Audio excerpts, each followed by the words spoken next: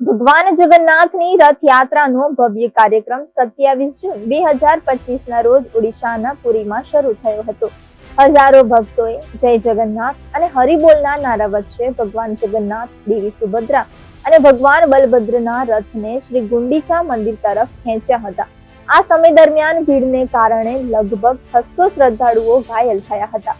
ઓડિશાના આરોગ્ય પ્રધાન મુકેશ મહાલિંગે જણાવ્યું હતું કે ગરમી અને ભોજનને કારણે કેટલાક શ્રદ્ધાળુઓ બેભાન થઈ ગયા હતા અને તેમને તાત્કાલિક હોસ્પિટલમાં લઈ જવામાં આવ્યા હતા.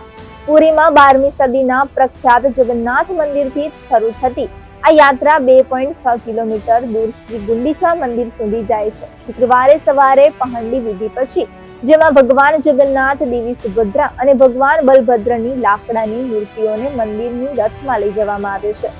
રથ ખેંચવાની પ્રક્રિયા શરૂ થઈ. આ વર્ષે રથયાત્રામાં લગભગ 10 લાખ શ્રદ્ધાળુઓએ ભાગ લીધો હતો. ભીડ વધુ હોવાને કારણે લગભગ 600 લોકો ઘાયલ થયા હતા.